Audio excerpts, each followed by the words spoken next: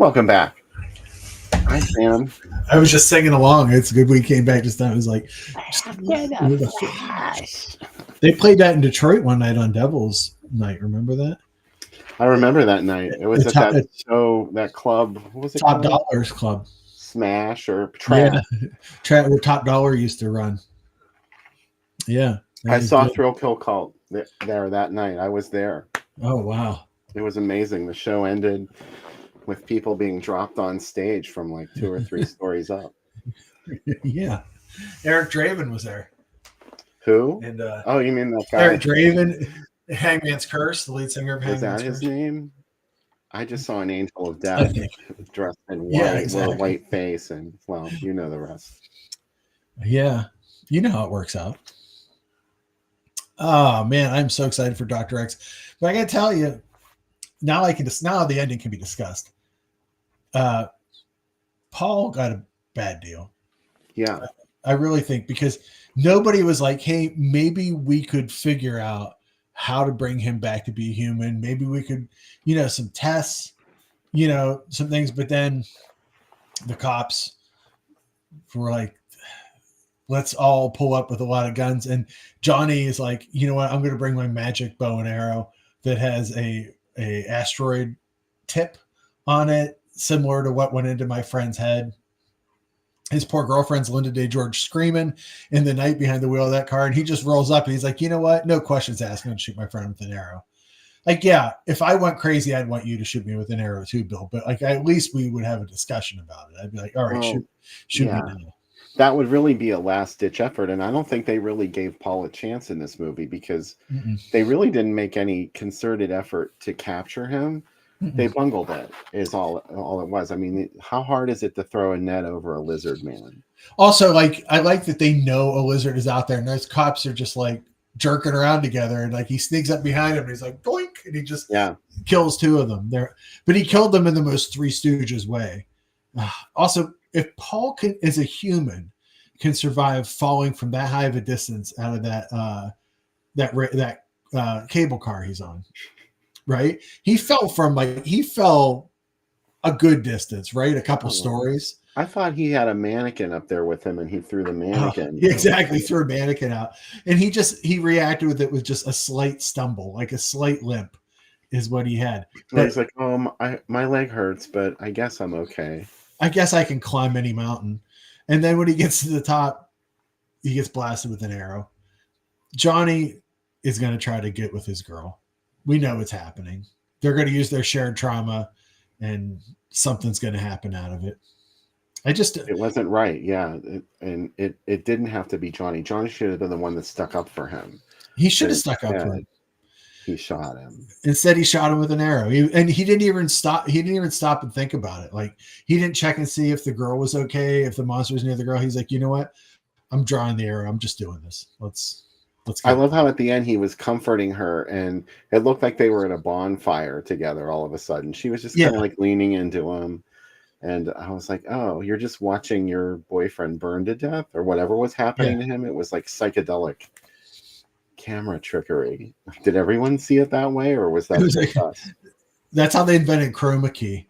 Was when they shot it with that arrow. They took what was left and created the chroma key out of it. But yeah, I'm not a fan of the way Johnny treated Paul. And Paul, he gave us his all. No keys. No keys. And Paul, I liked his pajamas. He had some rocking pajamas at one point. And Bill, I got to tell you, I didn't tell you, I love that shirt. It's a great shirt. Oh, thank you. Yeah. Yeah, I was going to get into a costume tonight, and it just kind of snuck up on me, the 31st. All of a sudden, it was today.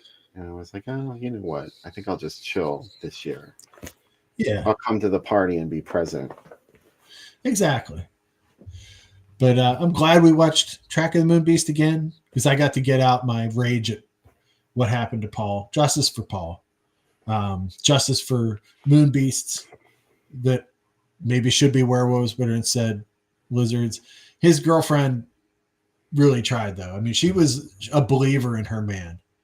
Like most people, when their boyfriend turns into a were lizard, they would run away. But listen, she was down from the very beginning, from the word go, yeah, because she just showed up at his house and started like doing his laundry. She amazing, walked in right? there. She's like, "You stay in bed. I'm going to do your laundry, and I'm going to make you something to eat, and I'm going to sleep out here on the crushed velvet avocado green couch Oh, and throw my long blonde hair over the side of it and curl up with a good book that I pulled from your shelf." yeah. But did she sleep on the beach before that? Where did she come from? Why did she have no life of her own? She's like, you have so many good books about mineralogy here. I've always wanted to read this book about quartz.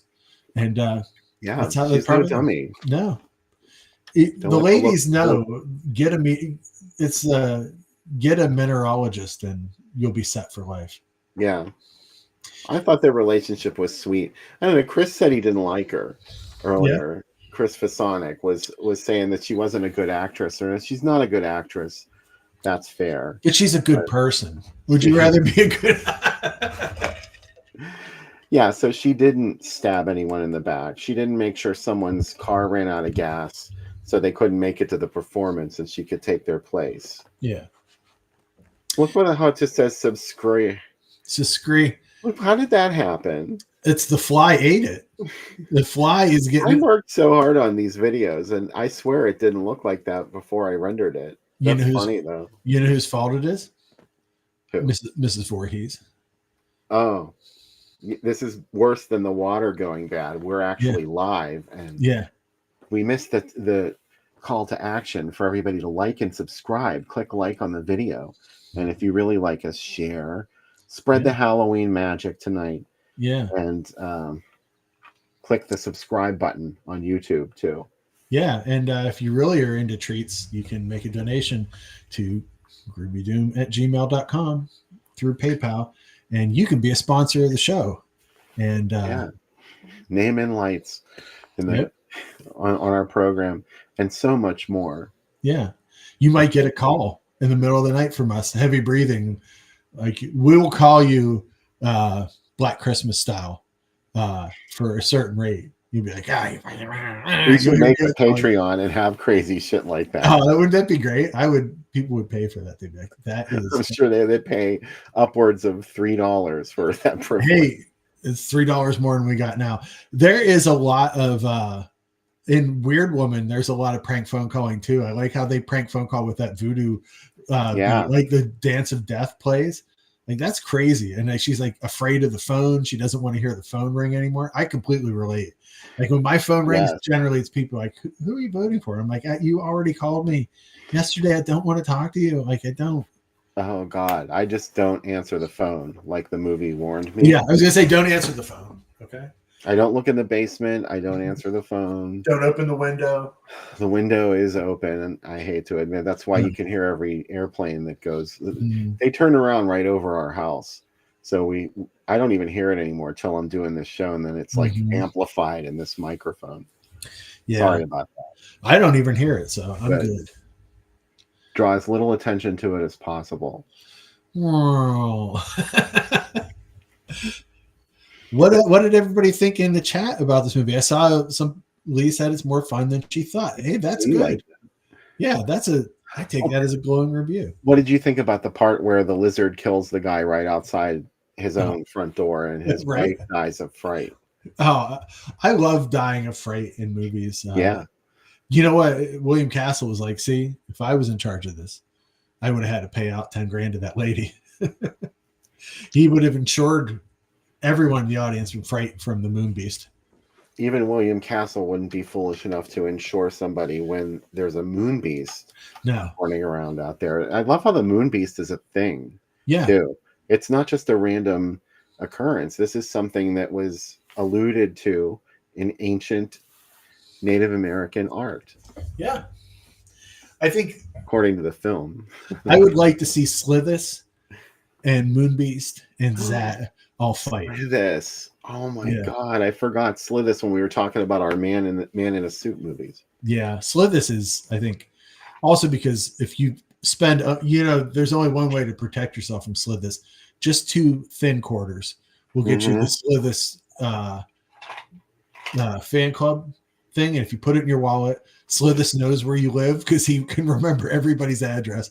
It seems like a lot to put on Slithis, doesn't it? That like when he gets to your neighborhood to start killing, he'll be like, "Oh, well, I know Sam lives on Brady Lane, and Sam did spend 50 cents. So, is everybody in your house safe from Slithis? What about your family? Like, yeah, your family, there's no way they could be safe. I think it's a one person by person thing. So for a family, it's like $3 or $4, right? You could purchase multiple subscriptions. Yeah. Yeah. And then do you have to top it off every year with Slithis? Does Slithis he's like, hey, just calling, you have a month left. And this is like, is there a pledge break for Slithis? Like QED? Like, is that what happens? Yeah. These are the things I think about because I'm like, 50 cents is a small price to pay to not be torn apart by a Slithis. It could happen. Everyone's talking about toxic waste. Yeah. There's that. There's also the potential of a melting man out there. Naturally, yeah. It's already happened. Yeah. Sure. It could happen again. I want to make the Incredible Melting Woman. That's how I change it up. Mm-hmm. Right? That's what we do. And then onto something. The third one is don't ask what it is. It's melting. It's non-determinate gender, but it is melting. Well, maybe they melted too far. Yeah. The Incredible Melting They is the next one that we'll be doing. I think if it comes down to aquatic monsters, most terrifying, outside of Jaws, obviously, most terrifying is humanoids from the deep because they have one thing in mind. They just want to pound you. Oh, yeah. It's disturbing. Yeah. They're totally in heat. Well, whatever the opposite is. Yeah, and they will put they'll put a baby in you and it'll come out and V will see it and they'll be like, we should do that a couple years from now. But yeah.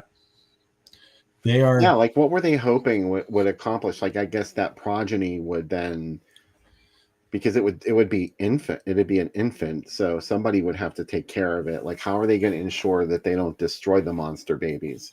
Yeah. There's also, no plan. There's no plan, and they're just kind of like any hole will do. You know what I mean? Like, I think they're just like whatever we can get into. They'll they do not care. The humanoids from the deep. They're poly, the humanoids from the deep. That's not true. You don't think? You don't think they don't rape men in the movie. They kill the men. This is now. This is where the movie's going to be, the new version. Well, maybe the second generation might have gone for this. And then there's like one old humanoid, and he's like, these kids. In my day, we used to rape the women and kill. I don't understand all this. Yeah, kill the men, don't rape them, and they're like, no, they rape everybody. And there's like a gender gap between them. These are ideas. I'm just throwing these out for Retro. Yeah, you should there aren't any topics you want to put for any like clip makers out there to cut out. And put out there. Yeah. Yep, this is. I'm just giving ideas out at this point, huh? Oh well. What makes this a Halloween movie? What were we thinking? I think the moon and the transformation and the fun. We were looking for a movie that is just joy and moves quick. So it's kind of like candy, right? Like you take a bite and you're like, oh, if you eat like 50 pieces of it, you're going to get sick. But if you just have a couple bites, it was good. That's how I see this. I demand an uncut version of Track of the Movie. Oh my God, yes. Original graphic violence restored. You can really tell in a couple of those scenes, like the tent scene. The tent scene is the one I've always heard of it. There's a lot gorier cut of. And also the scene where the dead guy falls into the living room when the wife opens the door. Yeah. It was very awkwardly cut there. You could tell that it was on screen for a couple of seconds before it fell. So, I mean, I'm not expecting anything. I watched In a Violent Place. Oh, how was it? I've been wanting to see it. It was some of the strangest, most graphic gore I've ever seen. Yeah. And I don't know if that's your thing. I guess It was a little bit.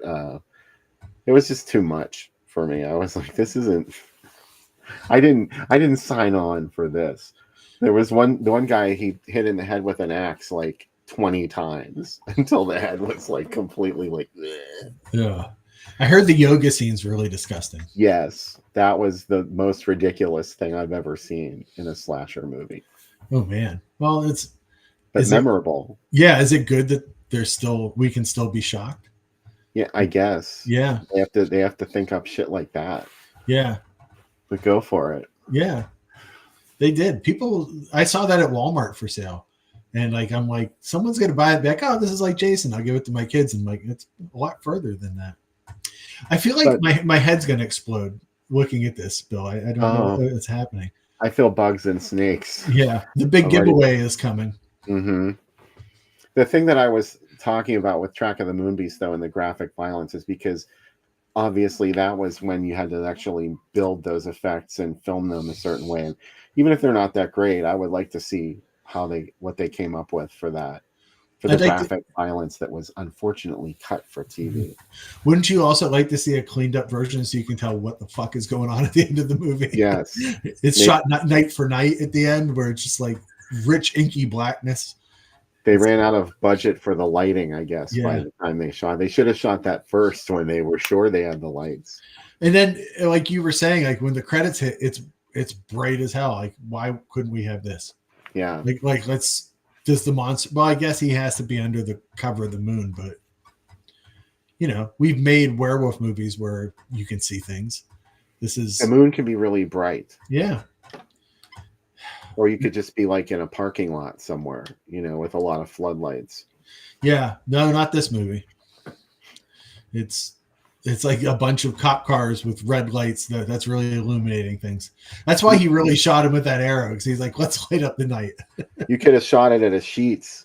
The scene could have taken place at a Sheetz or some other gas station, convenience store. It's straight up screamers you could have in a scene like that. Oh, it's straight up daylight there. I just watched a movie, Last Stop in Yuma County, that just came out, and it's shot. And they actually built this place called the Four Aces Film Ranch, and it has like pre-built businesses. And the diner from that movie also shows up in 2 Rob Zombie movies. And then I just saw it in a video today, and it's like, oh wow! Now I recognize this place when it gets used to shoot and stuff. But it looks like a 50s diner with like a truck stop outside it. And I'm like, oh yeah, so it's like, is it too recognizable now? Do you know what I mean? Am I like, does it take away my bit of reality when I realize like, oh yeah, I've seen this place before?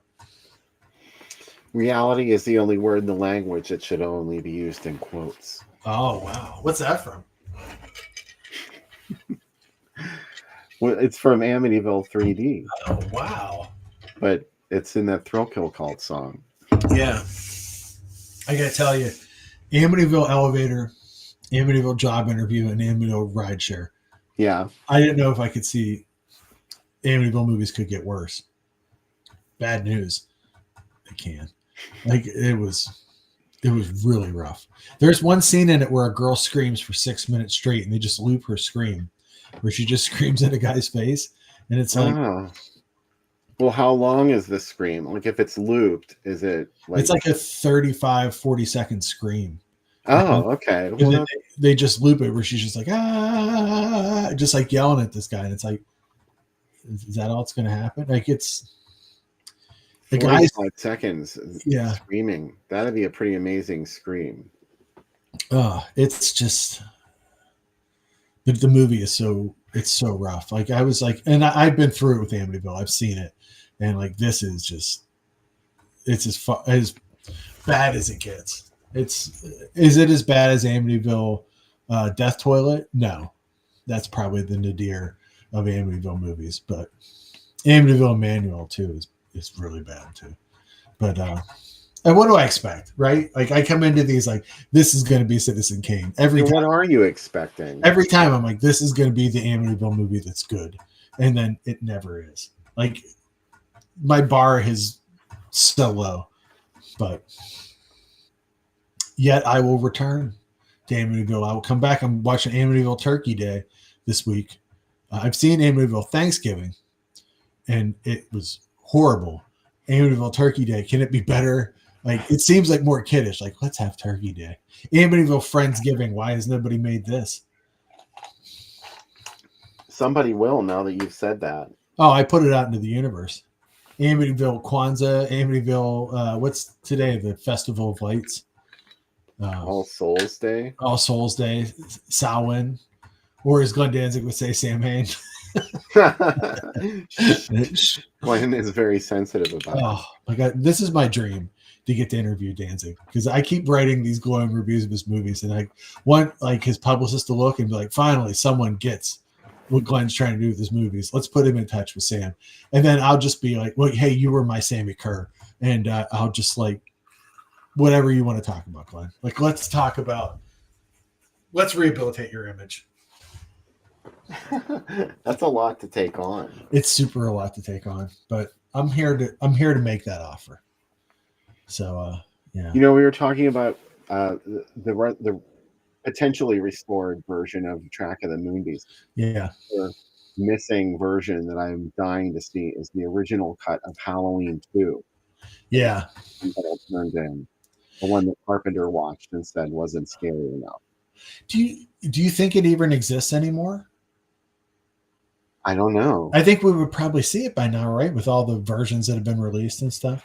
I mean, probably Rosenthal might have it on a video cassette or something. I mean, could they do that in 81? I will say the new Hellraiser set that just came out from Arrow has a work print of 4 of all the stuff Kevin Yeager's cut of it that got torn apart, and he took his name off it now and smithied it. That's on there. It's VHS quality, but still. Mm-hmm. I mean, that's how we got those uncut moments from Friday the 13th Part 2 is with somebody's VHS tape. Yeah. I mean, any footage at this point, like I'd like to see all those. Like, even it doesn't really matter the quality. You don't have to put it seamlessly back into the movie, but I just want to see all those dark scenes that you mentioned about in Moonbeast, and I want to see the Rick Rosenthal version of Halloween 2, which he makes a reference to at least one sequence in the film that was either cut or was never entirely filmed. And the one problem I had with Halloween 2, don't let Becca hear this. Mm-hmm. The one problem I had with Halloween 2 when I first saw it, because it was considered a little bit of a letdown when it first came out. And one of the biggest problems I had with it was it wasn't suspenseful enough. Because the original had a lot of really great suspense where you were kept waiting for something to happen. And there were like at least 2 suspense sequences that were cut from Halloween 2. And one of them was the Shape, luring a nurse into a dark room with a child's wind-up toy. Oh, yeah. And Rick Rosenthal talks about that on one of those Halloween documentaries. Like there's so many of them, it's hard to keep them straight. But I would love to see that. And that whole part that was cut from the original script where the producer of the TV station gets murdered in her car by Michael Myers, which was another suspense sequence. You don't like that suspense sequence that they totally lifted from Strange Vice and Mrs. Ward in the in the basement? It's like it's so the broken glass. Yeah, and like the elevator and all that. Like it's a lot like it's shot a lot like that scene. But you know what? If you're going to steal from the best. I'm not. Sure, yeah. It's funny whenever I always say, oh, I can't believe they ripped that scene off. And like, who do I like? Bruno Mattei. And like, do you know what I mean? Who just outright rips off whole movies. So what do I know?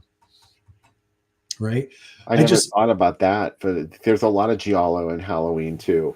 That's why I like it so much, especially like the kill in the jacuzzi is very giallo.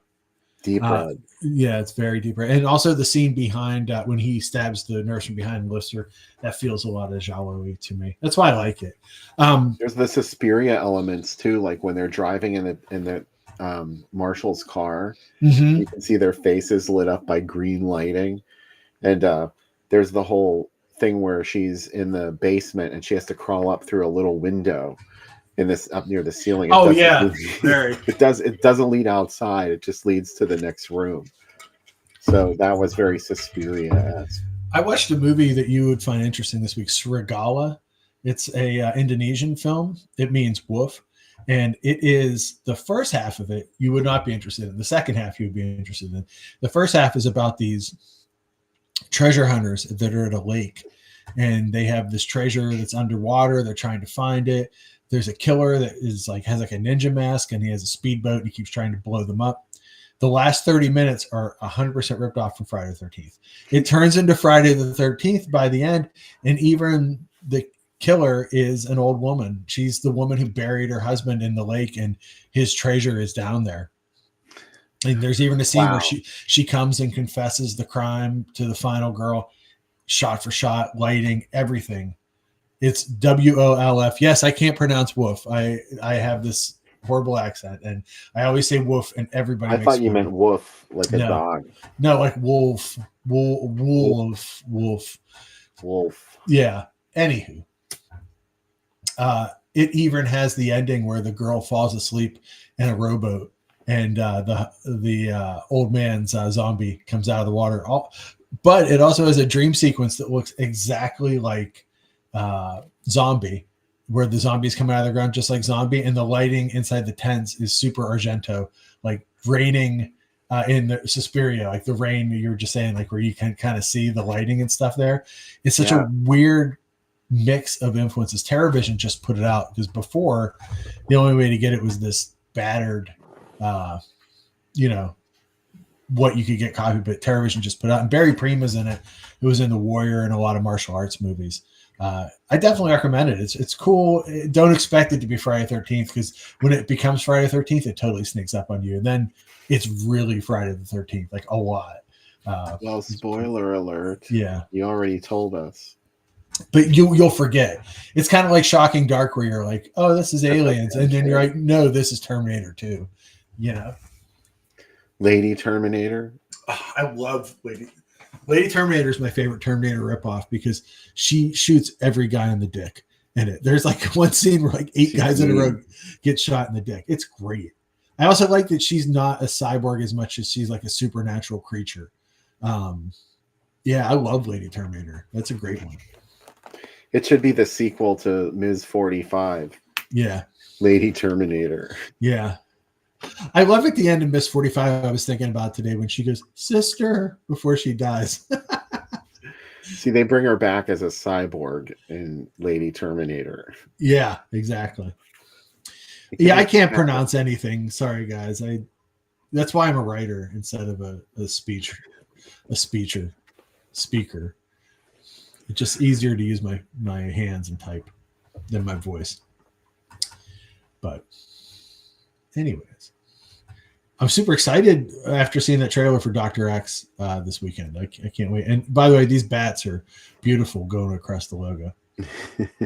That's your Black Sabbath logo that you love. Oh, it totally is. Yeah. Eldon said, who gave Michael the driving lessons? If you've seen 6, they tell you. Like, that's literally a plot point. They finally addressed that? Yeah. They're like, as the cult that ran it, like they taught him everything. Of course they did. We when I was on Unsung Horrors, we did the movie we did is literally Halloween 6 before. It's it is like almost the same idea. It's like a guy in a van trying to find a child and like disappearing, and it just feels like he gave a copy of that movie to the folks that made 6 and say, hey, make a better version of this. And they tried. So, yeah, I like 6 a lot. Because you know what? It's dumb. And it's got really dumb ideas. And it's a mess. But you know what? At least it's trying something. It's not just like wallowing in the same movies over and over again. That's true. It did not try and recreate Halloween. Yeah. Well, now, do I hate that Jamie gets killed right at the beginning? Yeah, I do. But you know what? Laurie Strode from Halloween Resurrection. I saw Resurrection in the theater, and when that happened, I was like, it was almost like my Hicks and Newt moment where I was like, "That's it, I'm out of here." But I didn't. Yeah, I was like, "There's no way." I thought at the end she was going to come back as a Michael Myers zombie and kill him or something. Oh my god! I do like at the end of the last one, Halloween Ends, where she's holding the mask, and you're like, "Oh, is she going to put it on?" When like they wouldn't go that far. They're not going They to. might. No. By the way, Becca was watching Halloween Kills when I went upstairs, and I was like, "What are you doing? Like, you have so many other movies to watch." She's like, "It's on," and I'm like, "But is it?" Do you think Jamie Lee Curtis would ever come back if they made that movie, like where she got to put the mask on and start stabbing people? No. They could sell it to her. I bet they Yeah. could. They're like, we're going to let you do whatever you want. And really... If she stabbed the right people, if she was like stabbing in an elevated horror way to ruin male oppression, yeah, yes, they could lure Jamie Lee Curtis into something like that. I'm sure of it. I think they could. I don't know. How many? That's the thing you said. I hope I live long enough to see all these movies. I wonder how many new Halloweens I'm going to see before I die. I think at least 4 reboots before I die. Like it's, I'll see a bunch. I want to see Halloween 4, the connection to Season of the Witch. They kept teasing that they were going to do that at the end. That was like one of the rumors of Halloween Ends was going to have some Silver Shamrock influence in it, and Michael's mask was a Silver Shamrock mask that he always wore, and that's why. And I'm like, that's like 10% of your audience is going to get that. But I mean, you know what? Who gives a shit at that point? They could address what actually happened on the night of Halloween 3. They could show us, you know, either these mass freakouts of bugs and snakes and kids dying, or nothing happened. Yeah. And, you know, for some reason it didn't work because Tom Atkins fucked it up or something, and so it didn't happen. I like that at the end is it's like nobody considered the time zones. I know. Like once this happens in the East Coast, everybody's gonna be like, "Hey, take those masks off." But you know what? Today would happen because people are like, that's bullshit. I don't believe the stuff that I read in the mainstream media." And then they all get killed anyway. They turn into bugs and snakes. Yeah. It's you know, I guess that was what the original Halloween 3 was saying.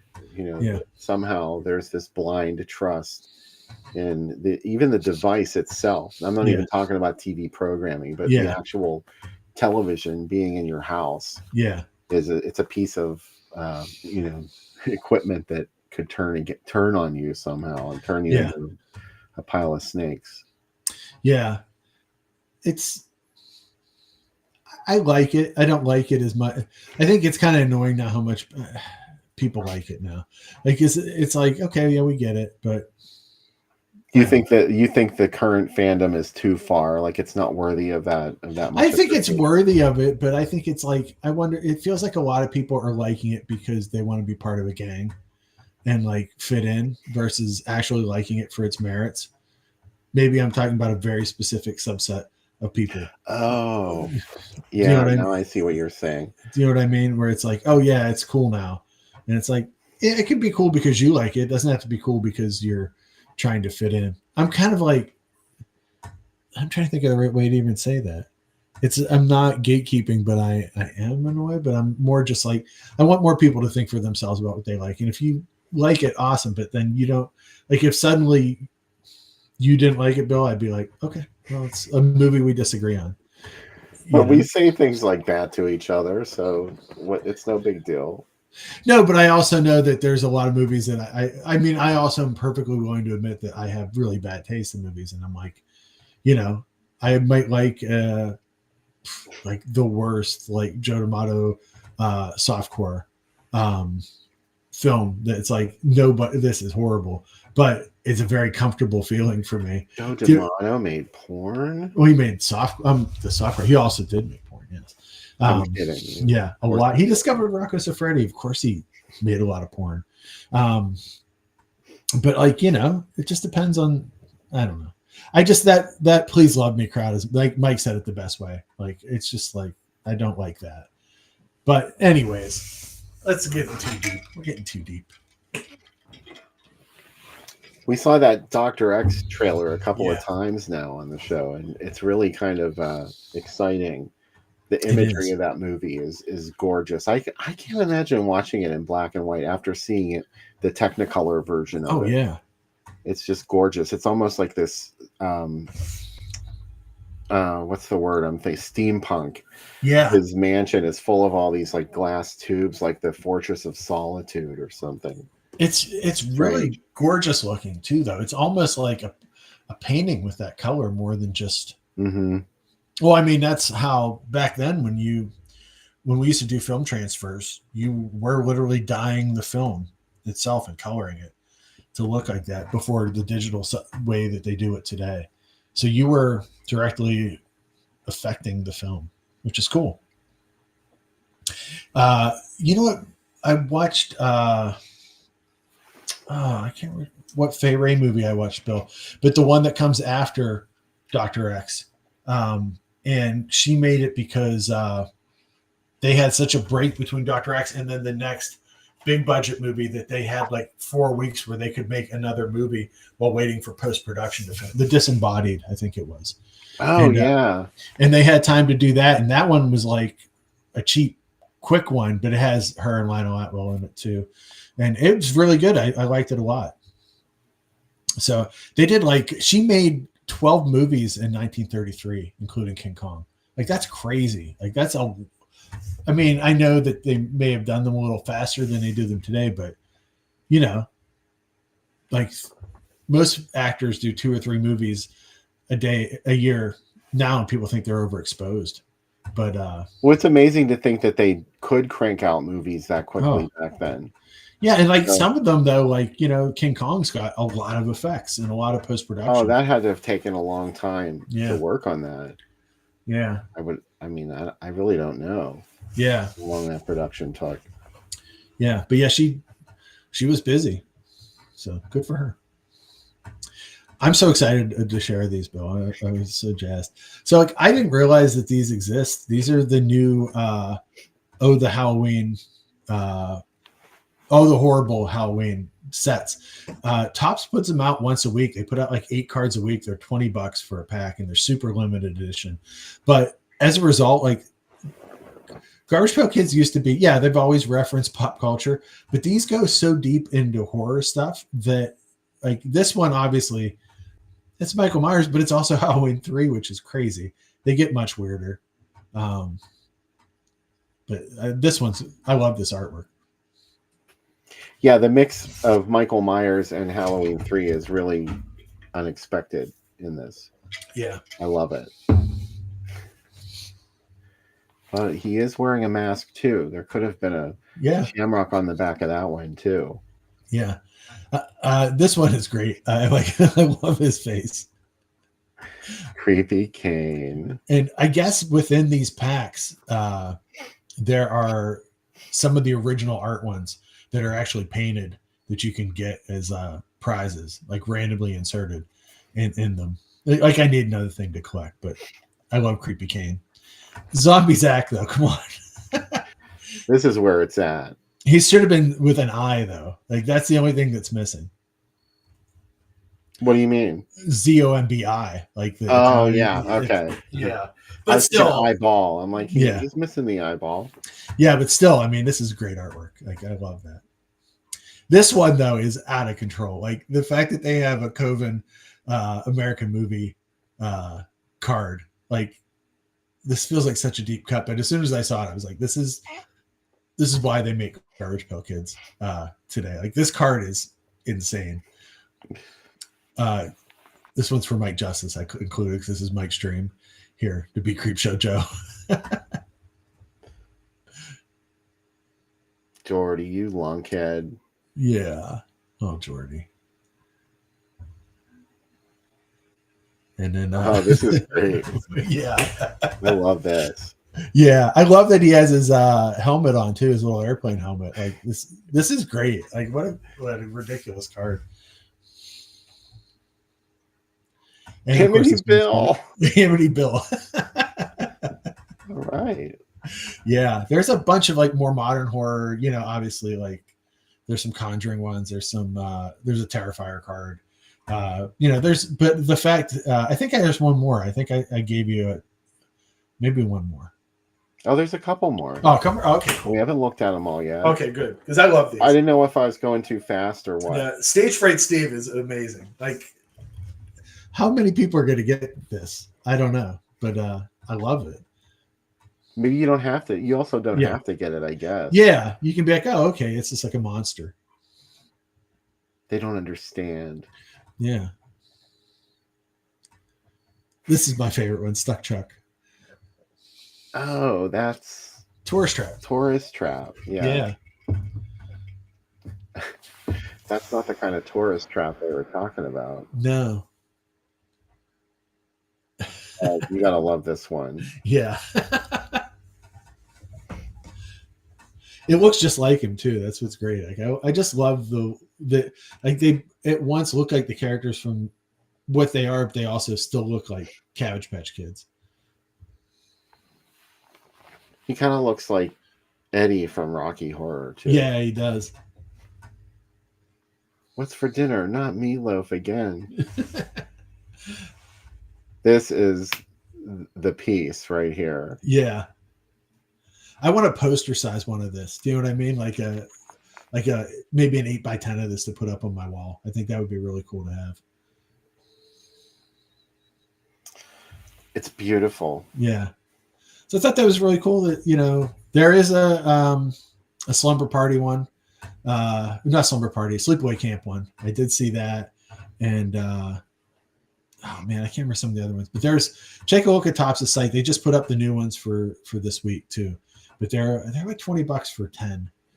You may get like a gold foil one or a painting one or just different limited edition ones. And they still have a puzzle on the back of them like the old ones used to. But now I hear the plane going over. Sorry, I can't hear you over this fucking plane. But anyways, yeah, I thought those would be a fun little Halloween treat for everybody to check those out. I've been like staring at them all this week, and like that American movie one's like $3 on eBay, and I keep going back like I should buy that, and I'm like I'm probably gonna do it tomorrow, and I'll be like yeah, I'll get that. That would be fun to just put in a little frame and put up on my wall too. I need a bird with a crystal plumage or torso one. Like a torso one would be, or a Suspiria one would be pretty sweet. Torso? You mean that movie that Carlo Ponti gave you? The same people that brought you Dr. Zhivago. Yeah. That. Yeah. Torso. Wow. Torso. Wow. Bill, are you? Nora asks, "Is Bill? What is Bill wearing? Is it part of a costume? What did I miss?"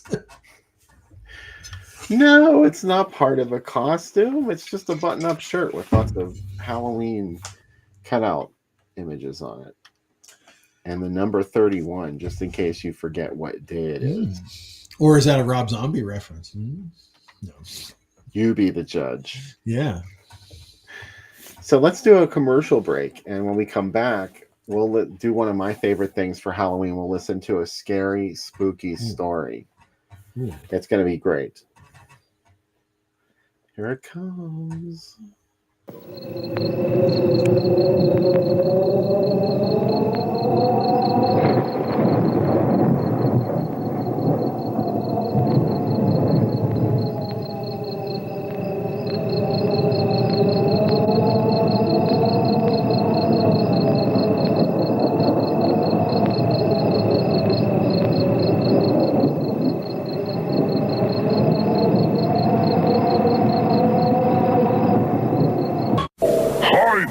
I'm Dumpy the Pumpkin, Carvel's Halloween ice cream cake. I weigh 44 ounces and serve 10 to 12 people.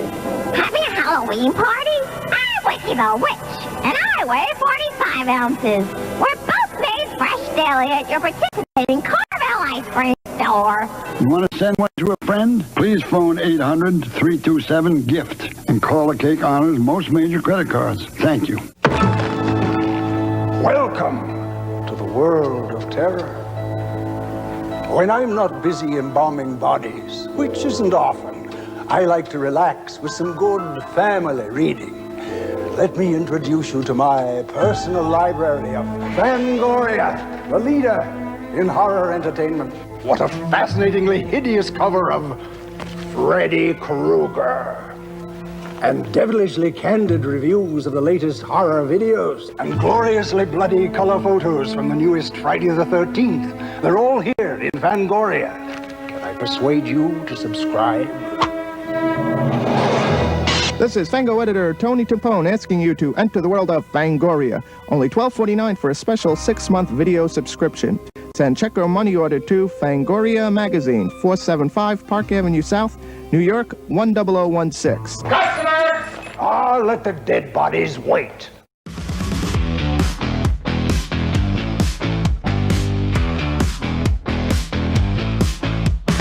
Four girls in a villa, lights are low and hearts a thriller. But in the shadows creeps a figure, black gloves tight and eyes a trigger. Red and black scarf now ties the night. Chill runs deep out of sight. Girls whisper in frantic fright. Echoes of the killer's might. In the villa they dance, but fear's got them in a trance. Guitars well behind their stance. No escape, no second chance. Heavy footsteps near the door. Heartbeats thump they can't ignore. Closer now they wait in dread. Crimson scarf around their heads. In the villa they dance, but fear's got them in a trance. Guitars well behind their stance. No escape, no second chance.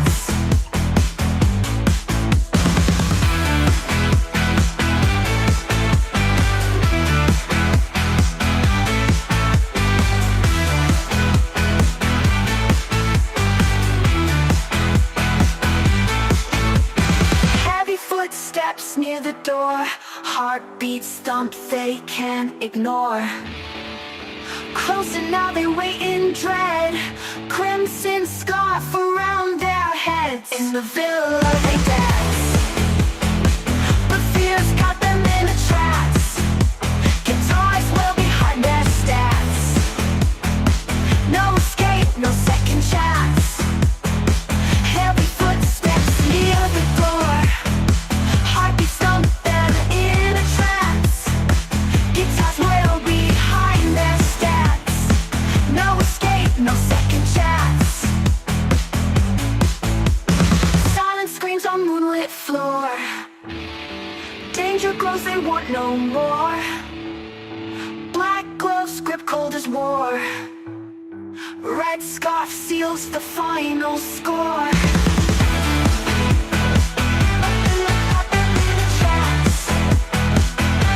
Behind their stance. No escape, no second chance. In the villa they dance. Ooh, Electro Manuel. Yeah, the Another bodies hot track. bear strange traces of carnal violence, aka Torso. It could happen. Could. Oh, I love Torso.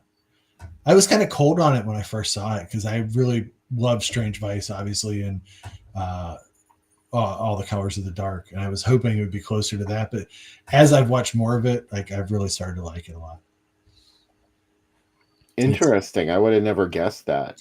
Yeah, I think I wanted it to be because I love the fashion, especially of Strange Vice is like the most perfect genre to me. Like it's got the fashion, it's got the wildness, and like such weird stuff. So, but no, but anyways, yeah. Our next movie, Alden, is Dr. X, which is a pre-code horror movie. That'll be Saturday at 11 o'clock. And just because it's from the 30s, don't be worried. It's crazy. And it's out there. So it's very exciting. It's a lot of interesting genres. It's mostly an old dark house film, but it's kind of futuristic in the subject matter, and it's a little kinky.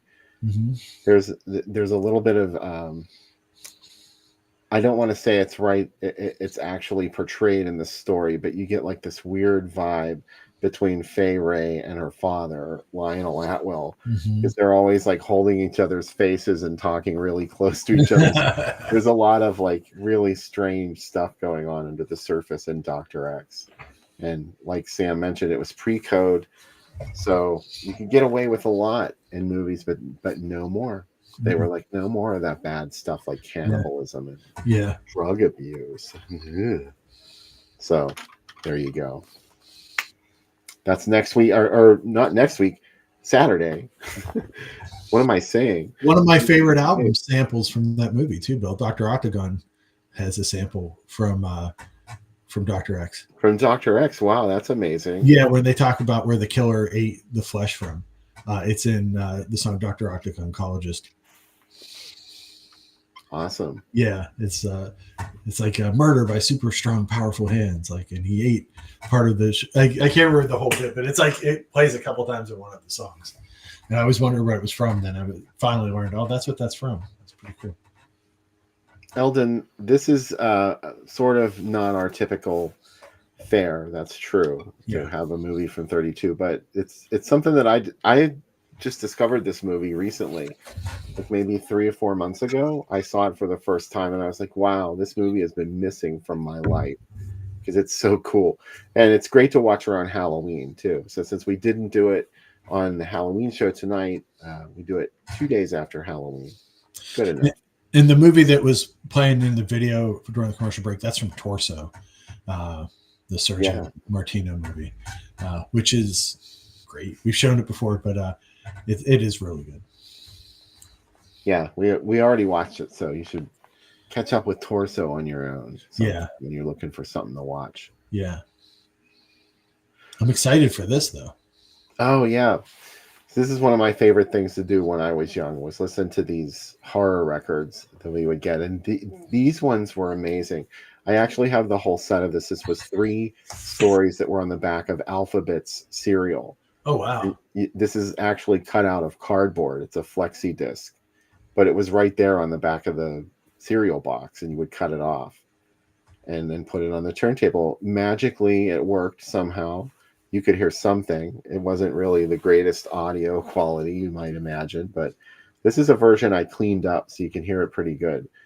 And this one was my favorite because it's so over the top. So let's listen to it. It's called I seem to remember it being called The Forbidden Corridor, but other people call it Lonely Lonely online. So let's get set to be terrified.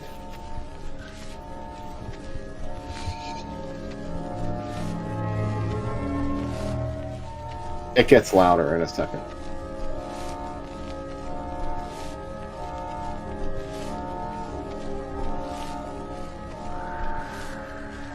Along this lonely, lonely road was this lonely, lonely hill. And on that lonely, lonely hill stood this lonely, lonely house. And inside that lonely, lonely house was this creaking, squeaking stair.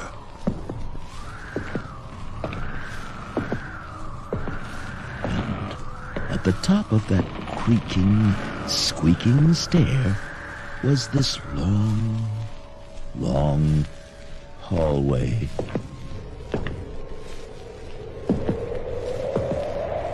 And down that long, long hallway was this flapping, clapping trap door.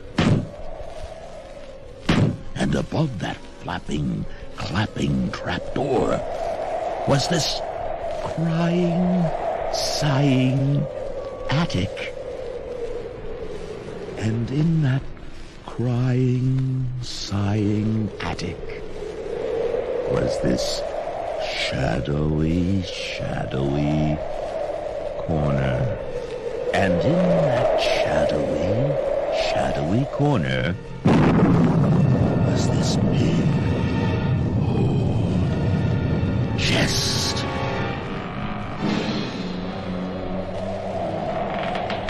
And inside that big old chest was a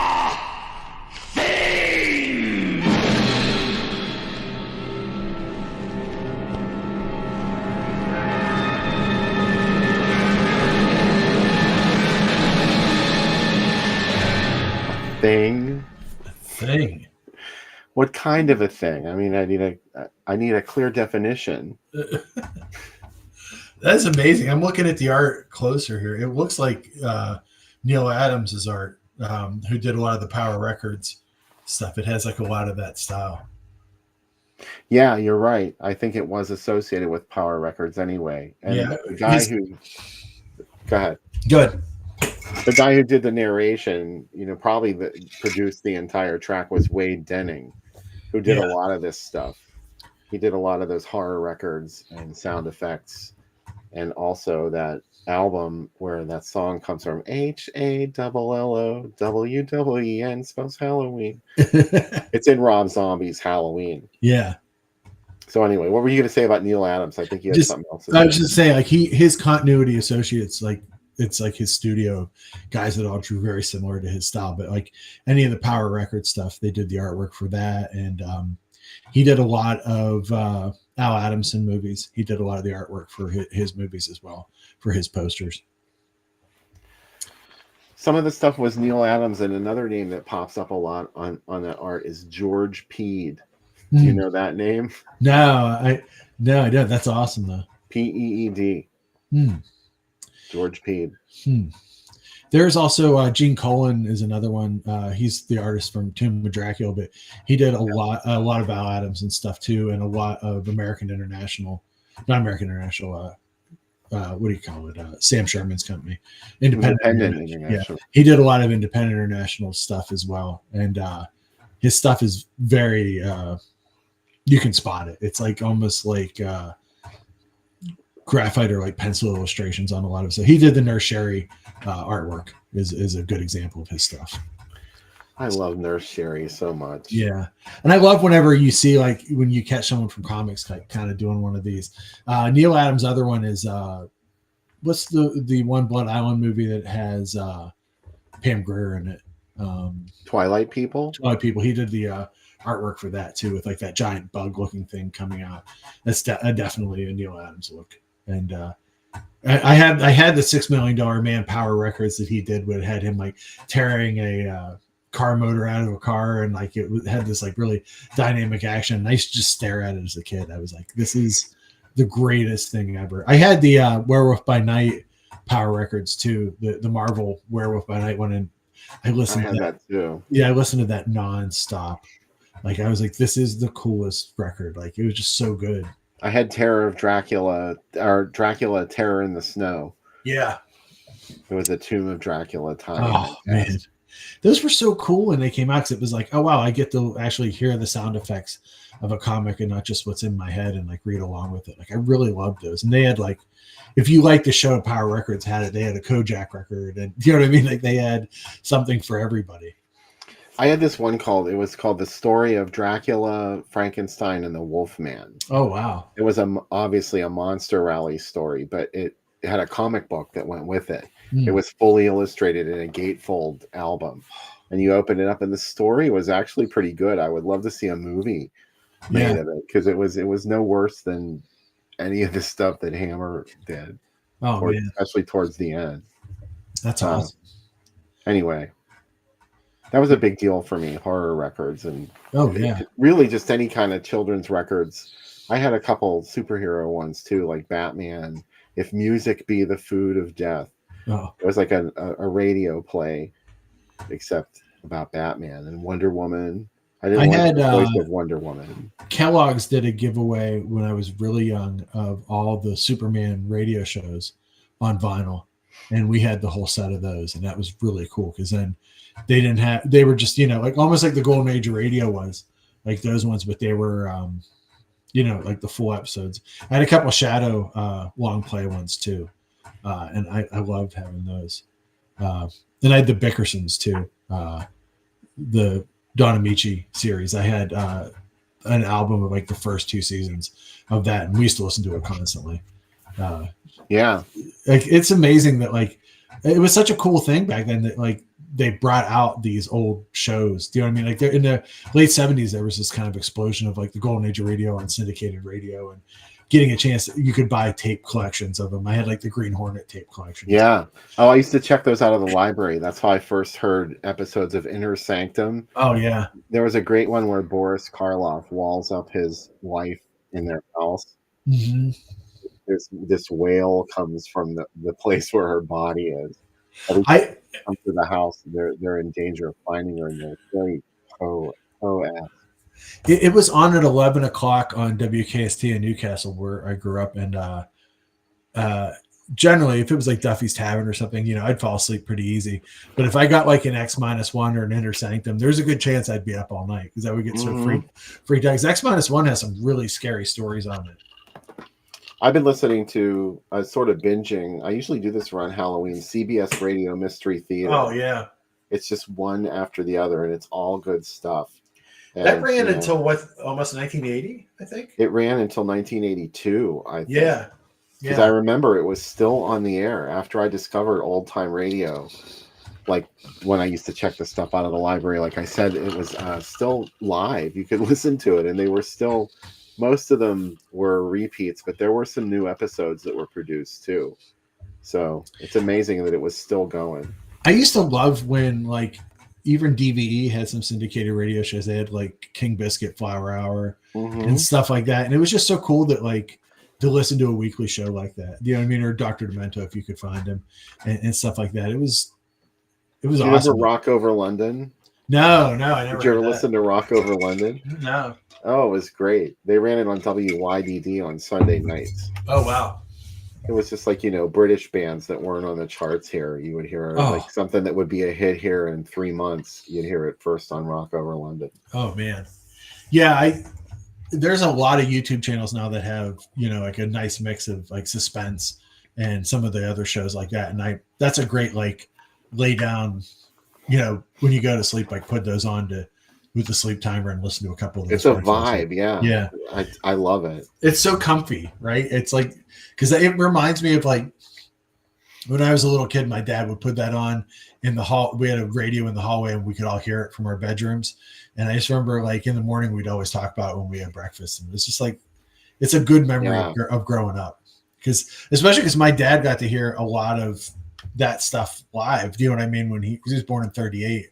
So, you know, he grew up listening to the Lone Ranger and Green Hornet and the Shadow and stuff. So, you know, it was a nice thing that he shared his love of those with me growing up. I love thinking about that, how that used to be a thing. Like instead of watching TV, you would listen to something on the radio, and that was your focus of entertainment. And to think that you could listen, that horror existed there. There were actual radio programs. A lot of the Inner Sanctum stuff was murders, and there was nothing supernatural about it. Sometimes it was. Like every once in a blue moon, they would. The Whistler has some supernatural stuff too, and One Step Beyond. Like some of those ones will have like some supernatural stuff. But yeah, I really, I always think of the scene in A Christmas Story where the kids get home from school, and like today, how we'd all, you know, we would get around the TV. They're all like laying around the radio and like reading comics and like listening to the radio. Like I love that scene where it's like snowy out. Like that's what I think of when I think of radio programs. It's just such a relaxing escape for your mind, like to listen to them. And like just I always try to imagine like if I was cutting a movie to this, like what would it look like, and who do these characters look like, and how would I put it together? I want my holiday to be like the holiday in Silent Night, Bloody Night. I love all the Christmas carols that they're playing on the radio there. Except I don't want any murder. I want to go wrap presents with Mary Warnoff in her house. Oh, I know. That would be such a joy, wouldn't it? Mm-hmm. I bet she wraps them real nice.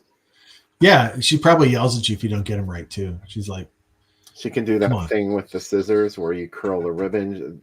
She's not even thinking about it. It's second nature to her. Yeah, my wife wraps all the presents because she's so good at them. And like, you know, then I just wrap hers, and then Christmas Day is just making fun of me and how badly I wrap presents. I'm like, okay. What can you do? The house is Christmas already upstairs, Bill. It's crazy. It's a winter wonderland upstairs. I can't deal with it. It's going to be Halloween here for probably at least another 5-6 days, and then It should be. Then I'm going to just put all the Christmas stuff up. But I can't imagine having it up already. As a grown up, I prefer Halloween to Christmas. I really don't. Me too. Christmas isn't as exciting anymore. I mean, it's nice. I like you and I have said, New Year's is kind of the good holiday now because we get to hang out and do our New Year's thing. But I've always loved New Year's, and nobody likes New Year's. Everybody's like, I hate New Year's Eve. Yeah, it's fun. I want to go to a place like, that hotel in The Shining on New Year's Eve. Oh, At one of their shindigs. That'd be great. I would like to go to something like New Year's Evil, but again, without the killings. Do you know what I mean? Like without the murder. Or Terror Train. Terror Train, yeah. You could have a party on a train like Terror Train, and Jamie Lee Curtis would be mean, but not really.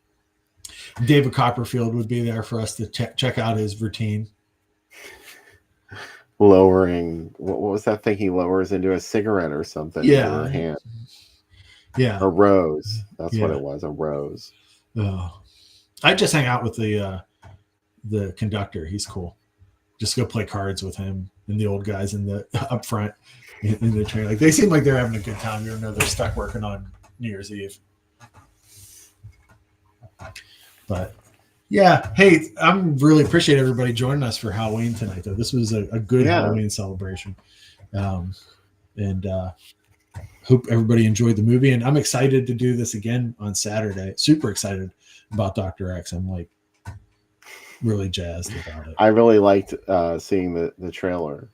Yeah, I'm excited about it too. A good trailer. Yeah. I hear we're going to have a new trailer for next week. Ooh. Electro Manuel may have recorded it. Oh, did they? So, yeah. Those guys are prolific. You really don't keep up with them, do you? No, not really. I just know they do a lot of stuff. I did see that they did one for Darkness, though, which is kind of cool. Yeah. Yeah. Leif Yonker really liked it. Yeah, he shared it out, which is very nice, man. Yeah. And I hope we don't start watching Christmas movies right away, and I don't want to hear Mariah Carey right away. Oh my God. But my wife, can we have a moratorium on that this year, please? Oh my God, she loves it so much. She gets so excited. I know she must. And she gets so excited about it. And I'm just like, can we just chill just for a couple weeks on it? And she was putting up a train that she bought at Hobby Lobby, and I was like, what is going on? Like, just like she's like, I've been waiting since July for this. And I was like, well, it's her thing, It is her thing. She loves to decorate. I mean, look what she did behind me here. This is gorgeous. Mm-hmm.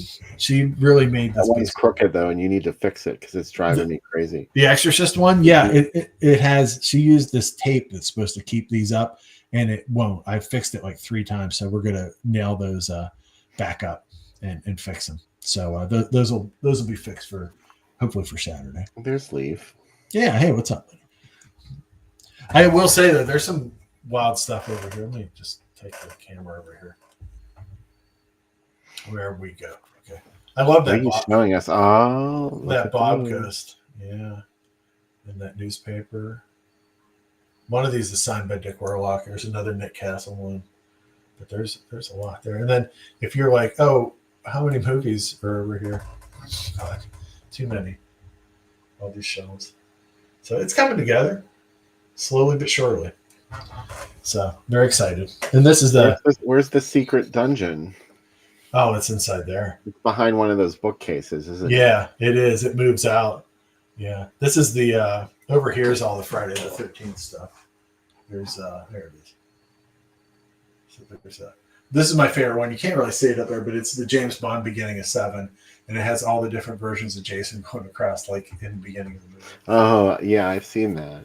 I mean, at your house. Yeah. Oh, there's the signed deathbed one of the guy with the skull. I noticed that. Yeah. Yeah, I love that. So that's up there, and Tourist Trap. Tourist Trap. It's hard to tell because the camera's backwards, and I'm trying to read that. Oh, I'm sorry. There's Rosemary's Baby over there. Conjuring. Yeah. On the other walls, we start to get into some pretty interesting stuff. There's a Black Christmas one with that telephone. Oh, I see it. Yeah. Yeah. There's the Amityville House in blue. Jaws.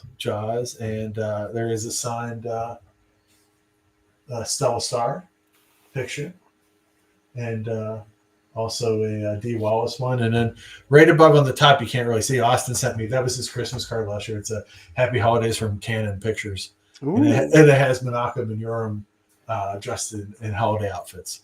Oh, I've seen that. Yeah. So that was his Christmas card last year. And then all the way over there, there's a Jaws and Shining wall that's up there. And then this is obviously the bookshelf, but there's my wife finally completed her Nancy Drew collection. Oh, that's what that is. I was trying to figure that out. Yeah, she has every hardcover now. She's been trying for about 6 or 7 years. There was one she was missing. We finally found it. And then there's vinyls and then a lot of books. And over in there, you can't see it, but there's my Driving Asylum collection is there. And then on this... I like that you're keeping it hidden and protected. I am. And then over here, there's a Fright Night, and there's a Phantasm wall over there, and a Big Trouble, like more John Carpenter. You can't see them. Maybe I can get it over here with this. It's hard to do this camera because it's not making anybody sick. That's all Halloween 3 stuff there. And then there's some gradual stuff happening here. There's some Fulci stuff over here. On the steps going up is more of my stuff. Like I have that a couple signed like John Wood posters, and there's a John Russo wall over there too with some of those posters. So it's exciting. You have the majorettes up. Yeah, the majorettes, and I have another one for Midnight. So I'm really excited to have those. I think I spent $5 on them, but it's not even the cost. It's just like I love this. Is so happy down here. Yeah, I'm sorry to bother everybody with the. Let me see if I can flip my camera. Maybe that'll help you guys out. Yes. Okay. Much better. Now you can see the stuff that's right. All I can see is that Exorcist thing. It's crooked. Hold on. I'll fix it. I'm going to fix it right now. Do it. Thank you. You flashed us a little bit of butt cleavage there.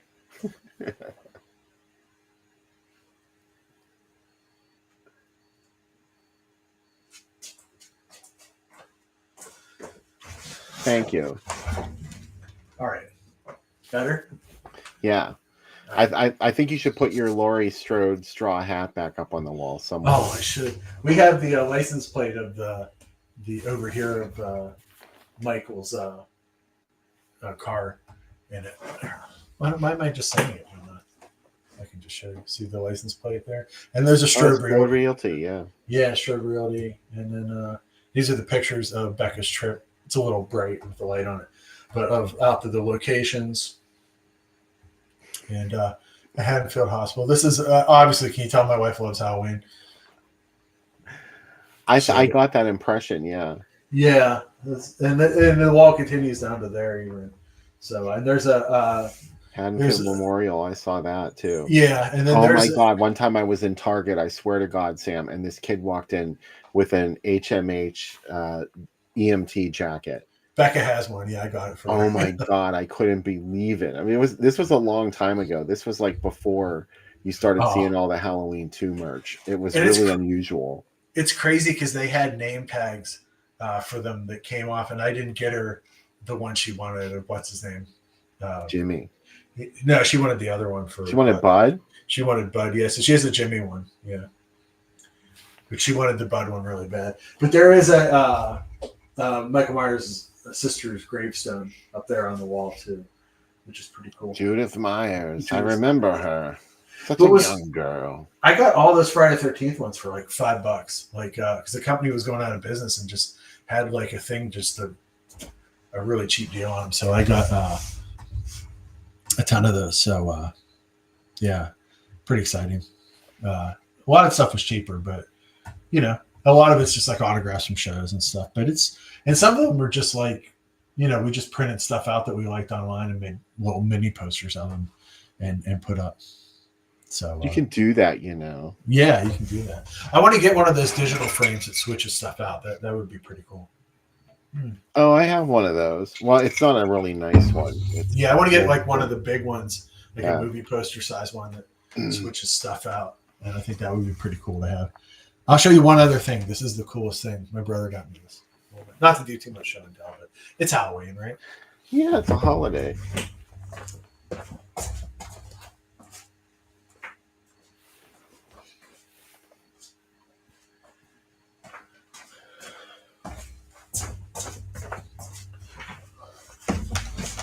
I had seen these, and he actually found these. These are minifigures of Halloween 2. This is to show you the size. Wow. Isn't that cool? Is Michael the only one? There's a Michael, there's a Hellboy, and a Chucky. I have Chucky and Michael. Oh, okay. And I obviously have G.I. Joes too, that are the same size. But I thought that was kind of cool that they made. Again, it goes back to that. Hey, it's Halloween 2 versus 1, and then the package actually has a little window on the back. Oh, yeah. That you can take him out if you want to look at him. He even has a little knife that would blow away if you opened it up. It's like so small. And Hey, don't comment on the size of his knife. 3 points of articulation. So I think his scalpel, his arm and his head turn, and that's it. But the Chucky's pretty cool too. If I find the Hellboy, I'll probably get it. But I thought those were kind of neat. These are like I have little figures, switched out around here. So, anyways, thanks for indulging and taking a look at what's been going on. This was the geekiest part of the show we've done. That Exorcist thing is already crooked. It's Pazuzu. It is. She's gonna nail those up. I told her. I said because we already had the crawl poster fell the other day. The glaive hit it, and the crawl poster fell. So those are all going to get bolted into the walls next. So yeah, that'll be what we do next. So, but I'm pretty happy with the direction. I am going to have some leftover posters that I'm going to give away on the show, though, Bill. So cool. Stay tuned. Yeah, I'm going to have some that I'm going to roll up and some other things that are left over instead of. I figured I'd rather give them to our watchers instead of instead of just selling them to a store and only making a couple bucks. I'd rather somebody have them that like really likes them, who would treasure them and put somewhere. So right on. Yeah. Well, thanks, guys. Yeah, thanks a lot for hanging out with us on Halloween, no less. This was a very special show. Last year we weren't on Halloween. Mm-hmm. I think we should do it every year. That's what I think. We'll see. I had a lot of fun, actually. I know it's what's going on. Yeah, there was nothing going on Halloween this year, so why not? Why not? And we'll see you on Saturday. Dr. X. It's going to be a scream. You're going to love it. Drug use, prostitution, any kind of sin that you can imagine in Dr. X. So we'll see you Saturday at 11. Be there. Happy Halloween.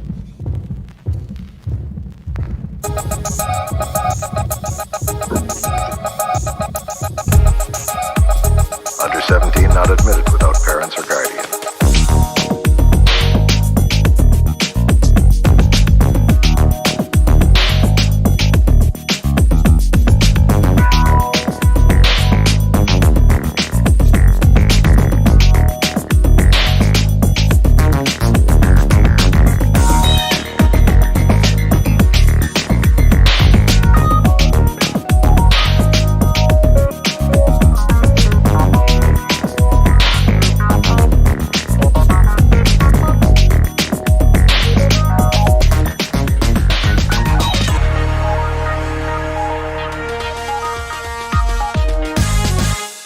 Under 17 not admitted without parents or guardian.